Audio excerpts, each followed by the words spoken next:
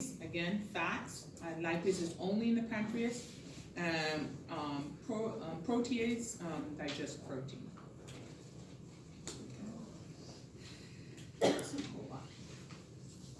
Agent in the digestive function, of course, we lose our teeth.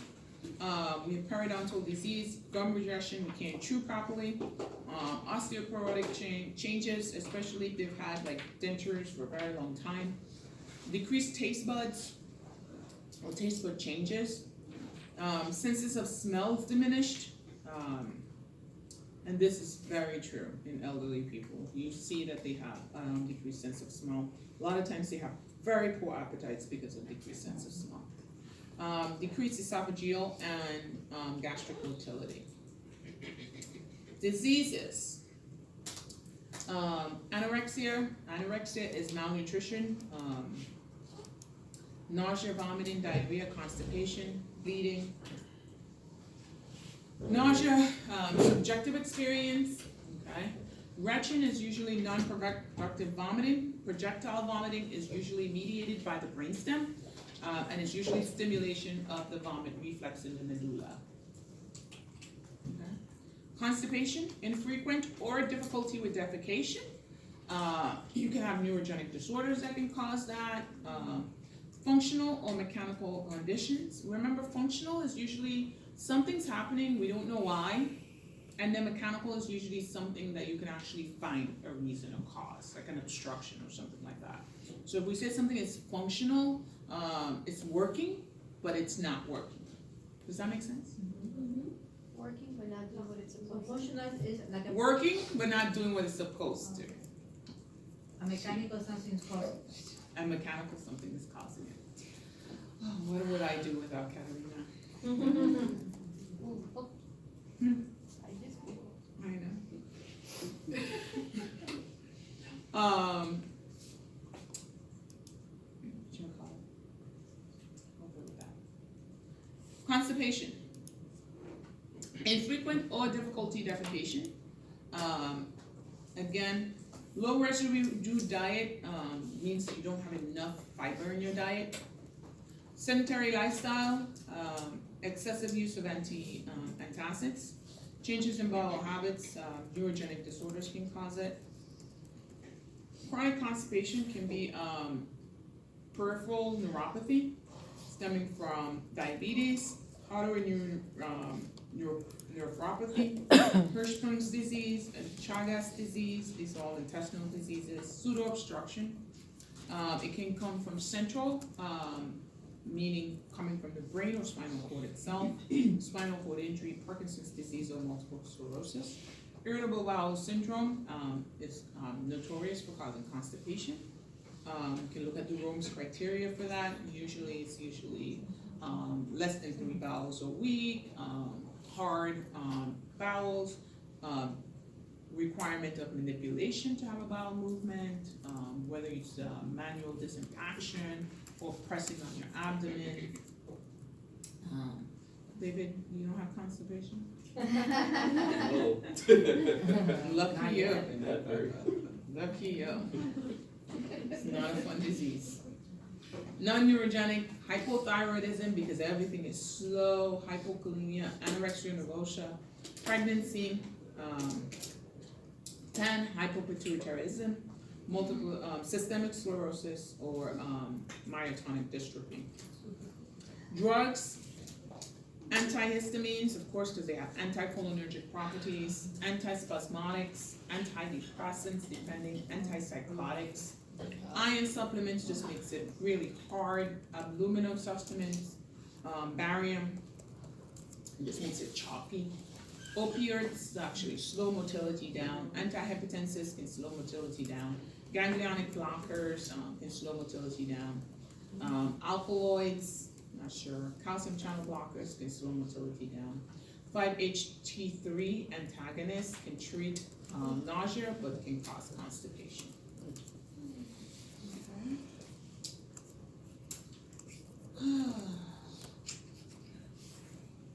Abdominal pain. Parietal pain.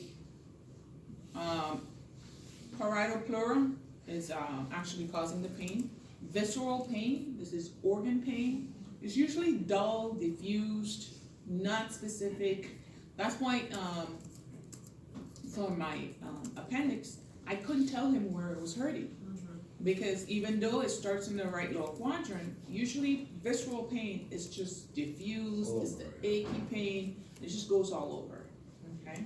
And then referred pain, like the patient with the cholecystitis who comes in with shoulder pain. Because it actually, the nerve that innervates the gallbladder actually goes to that shoulder, okay? Biochemical mediator responses, hormones, histamine, bradykinin, serotonin. GI bleeding, we have upper and lower GI bleed. If you have hematochezia, it's actually in the rectum, or lower GI bleed. Melena, it's an upper GI bleed. Occult blood just means you can't see the blood. Hematemesis means that you're vomiting blood, okay? Occult blood bleeding just means that there's no visual blood in the stool, but there's blood in the stool. Dysphagia, difficulty with swallowing, it's mechanical, it's an obstruction. If it's functional, there's no obstruction that you can see, but it's a disease of exclusion. These people, the funny thing I saw with this is that they put them on antidepressant drugs. And they say it works. Well, it's functional. So it's like mental? Well, I'm not saying that, but it's functional.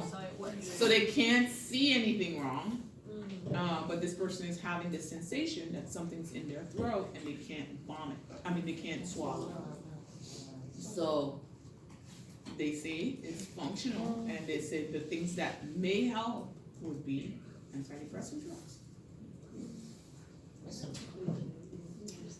Achalasia, denervation of the smooth muscles of the esophagus, and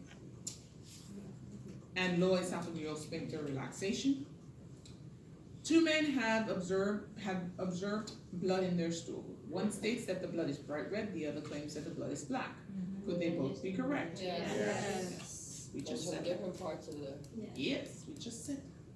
Visceral pain arises from The organ. organ.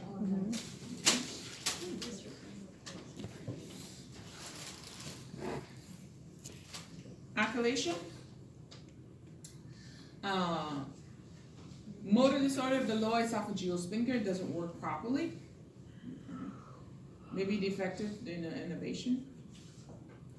Esophageal varices, they're usually distended esophageal vein due to Portal hypertension. portal hypertension. Okay. They can rupture and cause bleeding. Usually, the Blakemore tubes, I don't think they put them anymore because they can actually cause a lot of ischemia and necrosis. So they don't really put those unless they put them very briefly. But the TIPS procedure works very well. This is what the Blakemore looks like. They used to put them in and then inflate the bladder. God knows that must have been very uncomfortable. Barrett's esophagus is a changes in the squamous cell epithelium of the esophagus, and it's usually due to continuous esophageal erosion by acidic juices. So just constant regurg up, and it actually is can be cancerous, cancer causing. Okay. Now you can't even take Zantac. Now we can't even take Zantac. What's wrong with Zantac? Cervical. Half the drugs we take was terrible. Like they took them out of all. They took them everywhere? You can't find them anywhere. Wow. I Did they gave act? it to them. I have Zantac in my thingy. Maybe you bought it before. Yeah, I do. I, Don't take it. I didn't hear, but don't take it. I have a high cancer rate. Carcinogenic. It's carcinogenic. How many people did they test? It hasn't been proven yet. They say that it can carry, but no one has actually died from taking it yet. Like, it hasn't caused Yeah, cancer taking it out of the officially, it just stomach. carries the It's out carcinoma. of It's a all sea the way, stores, I you think can't even it- buy it It's online. ingredient inside the Santa that causes that. Yeah, but they did take it out of the store. They take Zantac out of all the stores and they don't take cigarettes out of all the stores. Exactly. Yeah. Exactly. It makes more money as a man. It's so true. I don't get that. Just don't take it. That's because you cannot smoke it sometimes.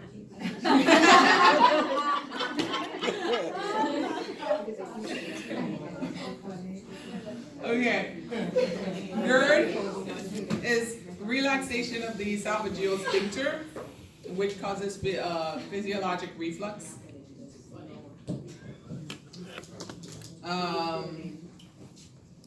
Treatment for GERD, usually they have heartburn, can have chine, they can have chronic cough, a lot of times they can have asthma, a lot of pulmonary issues due to chronic GERD. Proton pump inhibitors, H2 blockers without Zantac, antacid, elevation of head of bed. H. pylori does not cause GERD, but doesn't protect you from it. H. pylori is a bacteria that actually is in the stomach. It can actually cause peptic ulcer disease. In the duodenum, stomach. Oh, it's your turn? Almost. Oh, early. Gastric mucosal associated lymphoid tissue. Often infectious is asymptomatic. Very few people know they have it until they start having like chronic GERD or peptic ulcer or bleeding. Hiatal hernia, usually part of the antrum of the stomach comes up and herniates up. You can have sliding or paraesophageal hernias. Sliding hernias, they usually come and go. Okay. Usually, heavier people would have them. It's really hard to put an NG2 in there. It's really hard to put an NG2. NG2 in there. Can you imagine? Gastritis, chronic inflammation of the gastric mucosa, can erode the epithelial surface of the diffuse local pattern. H. pylori, NSAIDs through prostaglandin inhibition, which decreases the secretion of protective mucosa. Peptic ulcer disease, you can have stomach or duodenal. Both can be caused by H. pylori. Duodenal ulcers are in the duodenum, of course. Gastric ulcers are in the stomach. Duodenal ulcers get worse when you are gastric ulcers get worse when you eat. Yeah. Duodenal ulcers get worse when you don't eat. Okay? So usually what happens is the lower the sphincter is actually closed when you eat to the from the stomach to the duodenum. It's actually closed so that you can actually the hydrochloric acid can actually chime the food. After a certain period, like 2 hours, it opens and then the food goes into the duodenum. If you open that, the gastric the gastric juices goes back into the duodenum. So what usually happens with duodenal ulcers is they keep eating so that hydrochloric acid does not go into the esophagus and cause pain from that duodenal ulcer. And then the gastric ulcers, they don't eat because what usually happens is the minute you eat, your body secretes hydrochloric acid so that you can break down the food. So that causes the ulcers to get worse. So usually the fat dude has a duodenal ulcer, the skinny, emaciated dude has a gastric ulcer.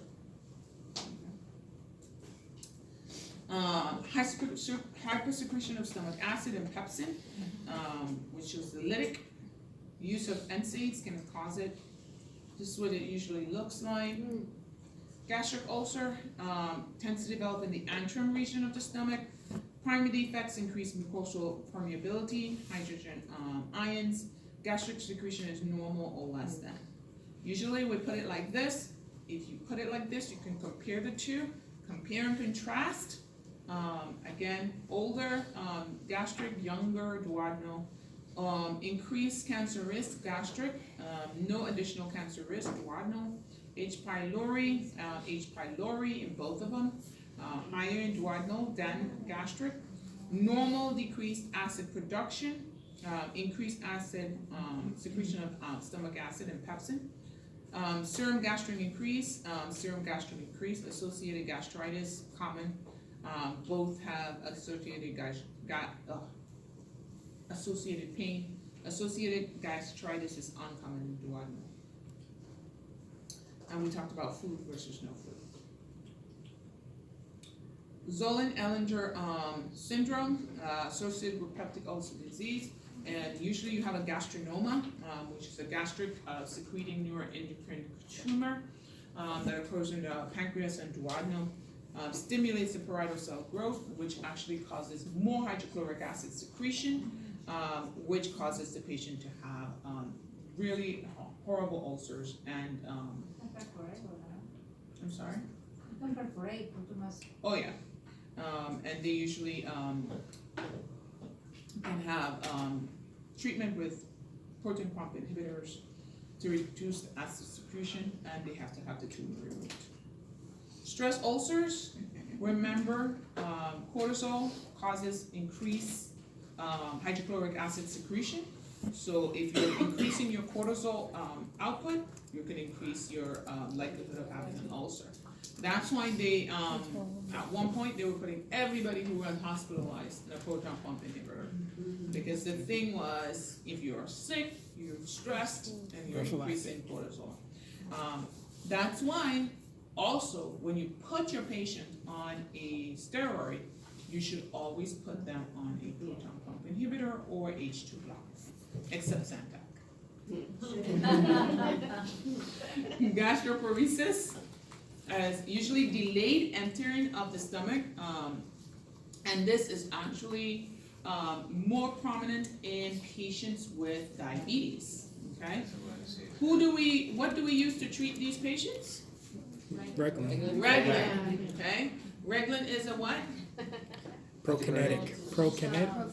Oh, Prokinetic. And how does it work? Increases the motility of the gut. Increases motility Motility. because it's a prokinetic. Okay. What else does it do? Blocks dopamine. Blocks Blocks dopamine. And you could get those symptoms. And you can get The your extrapyramidal extrapyramidal symptoms. Look at you guys, you pay attention. I like it. I have a question. You said that patients that are on steroids, they should put them on a proton pump inhibitor? Even if they're on steroids for 5 days, like high dose steroids for 5 days? Yes. If I order Decadron, I order a PPI at the same time. They should always be. They because should, but normally, your body secretes, and if you increase your cortisol secretion, you increase your hydrochloric acid secretions. And they should take it before they take their steroids? Like oral, if they're taking it at home? No, it doesn't matter. You just Just take as it long at as the they're same time. on it, just as long as they're on it. Because what you're trying to do is decrease stomach acid. Because people who are on cortisol or corticosteroids are at higher risk for getting an ulcer. Especially if you already have increased risk. Post-gastrectomy issues, dumping syndrome. We see it a lot. Rapid emptying of chyme because of the fact that they make the stomach smaller, they attach the duodenum to the stomach. No feedback controls to the duodenums, usually just dump everything. Remember, the duodenum is very alkaline, the stomach is very acidic. So usually you have alkaline reflux gastritis, it's just a mess. Because you're making the stomach smaller, you decrease the parietal cell content of the stomach, which decreases your intrinsic factor production. Factor pronounced dumping syndrome, a loss of gastric capacity, loss of control of the pylorus, loss of feedback control from the duodenum. And they have a whole lot of different ones now. I don't even know if they do the Roux-en-Y anymore. Do they still do the Roux-en-Y? Does anybody know? No.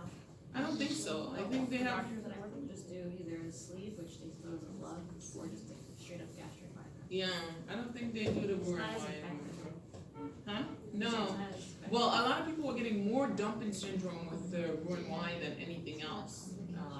And they were having a lot of issues with complications with anemia, vitamin B12 deficiencies. They were just having so much issues. Yeah. So I think that's why they stopped the Roux-en-Y. Bowel obstruction.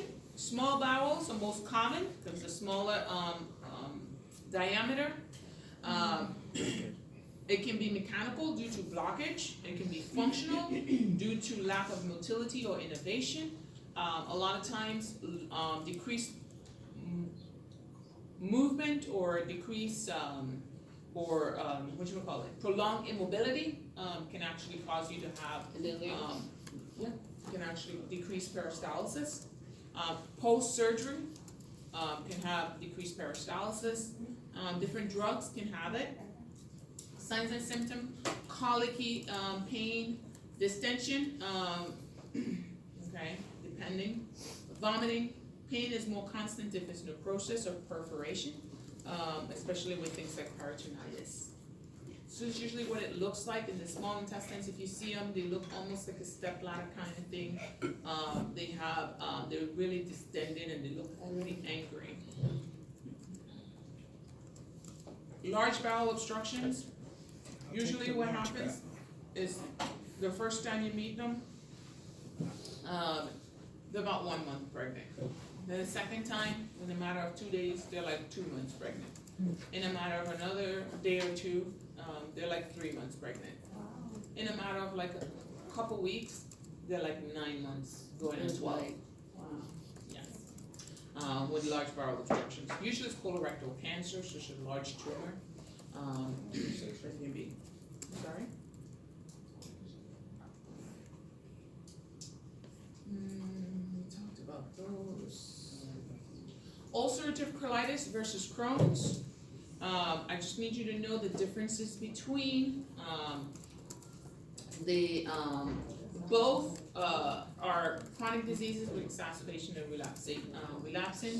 Crohn's, you have the skipped lesions, which makes it a little bit more difficult to contain. Ulcerative colitis is usually more in the colon and rectum. You can actually resect it, put a colostomy, and sometimes it can be reversed.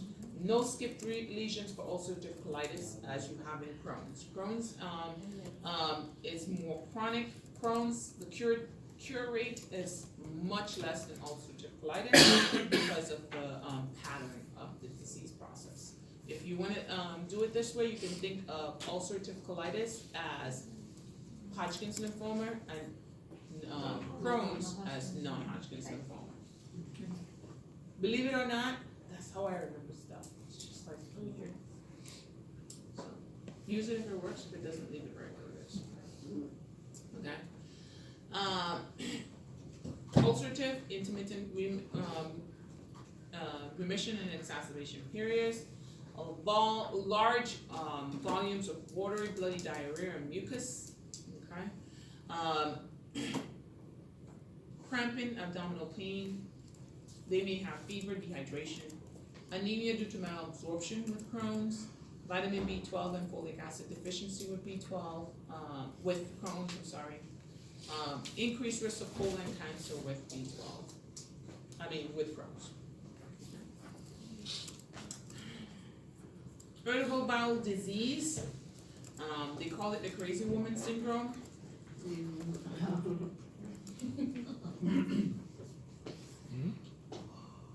Oh no, I'm not there yet, sorry.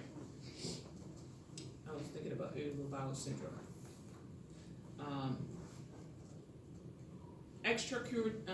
intestinal symptoms of Crohn's disease, especially is common. Migratory polyarthritis, you can see with these disease processes. Osteopenia and osteoporosis because of malabsorption. This is what they call the crazy woman disease.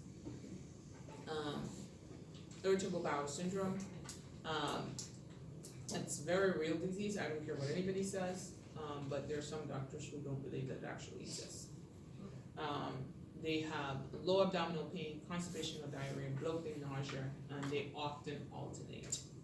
Rome's criteria says that you have to have at least two or more of the symptoms. Your symptoms usually improve with defecation, which is your nausea, vomiting, or abdominal pain. Onset associated with changes in stool frequency. Stool form, usually constant diarrhea versus constipation. Diverticulosis and diverticulitis. Diverticulosis just means that you have the pouches. Diverticulitis means that they're inflamed. Left lower quadrant pain is associated with it, can cause perforation, can cause an acute abdomen. For acute disease, you can treat with antibiotics. Gram-negative and atypicals is what you want to use. Appendicitis, we kind of talked about it, inflammation of the Berman appendix. Usually obstruction of the lumen, you can see with foreign objects. Fecalis is one of the ones that you see most often, and it's just like pieces of stool that usually get stuck in there, and it may perforate. Periumbilical pain can go to the right lower quadrant. Eval, CBC, CT, abdominal film, ultrasound, management, antibiotics, appendectomy, usually laparoscopic. You can see that. Cholecystitis or cholelithiasis.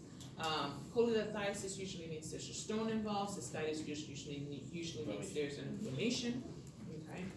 Okay. Gallstones, usually cholesterol, are most common, that can obstruct the bile. You can also have hypofunction, where you have a low ejection fraction of the gallbladder, meaning that you can't eject bile as you normally would. Okay? I think the ejection fraction for the gallbladder should be at least like 80-something%.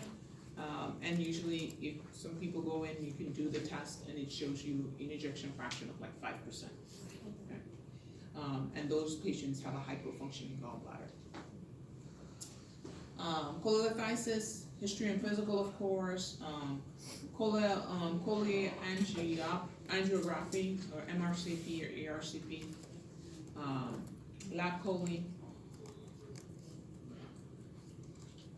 Pancreatitis is usually inflammation of the pancreas.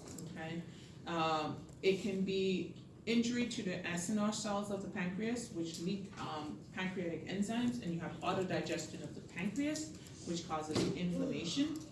Cytokine release.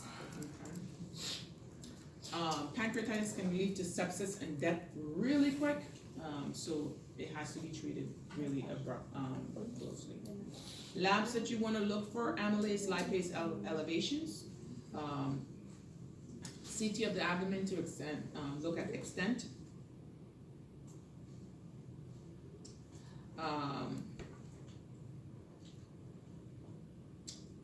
Necrotic pain, supportive care, hemodynamic monitoring if it's severe. High risk for ARDS, necrotitis and pancreatitis. Ranson's criteria is what we use to diagnosis.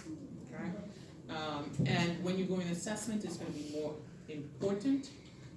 But here I'll tell you is usually Ranson's criteria is George Washington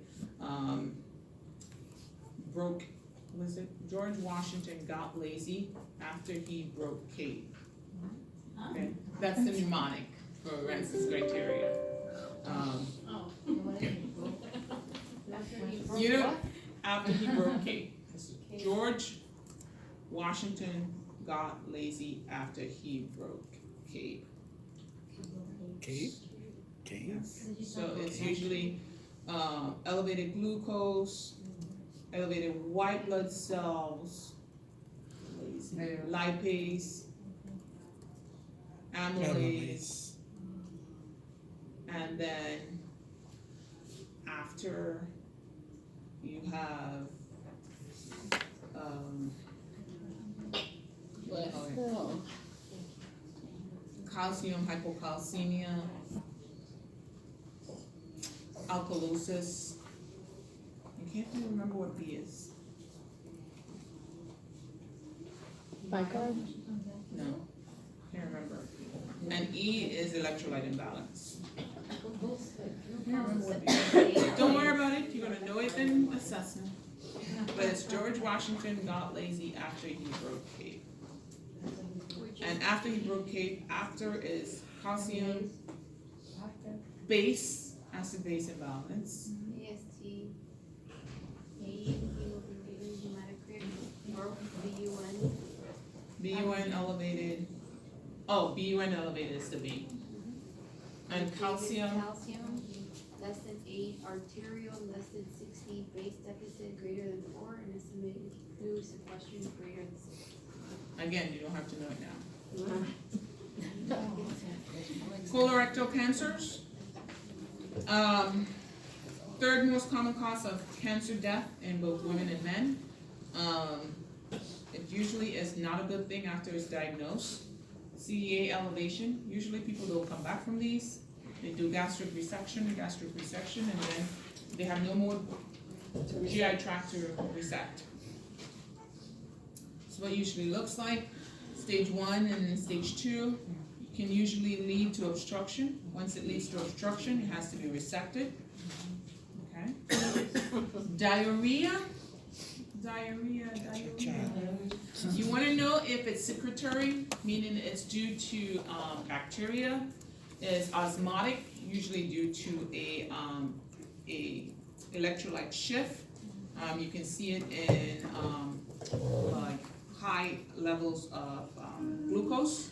You can see the osmotic shift, or in things like magnesium citrate. If I give magnesium citrate, I'm creating an osmotic gradient to pull water into the gut. Or motility, usually caused by bowel resection, prokinetic, or anxiety. We said it. I'm gonna leave you to look at anorexia nervosa, marasmus, and Kawashika. We know what those are. Marasmus usually is the one that's usually really, really skinny, because nothing, they have complete malnutrition. And Kawashika usually means that they don't have protein, but they have carbs. Kawashika are your third spacing patients. Marasmus are your patients who have not eaten in 5 months. Kawashika versus marasmus. This is really not a good picture for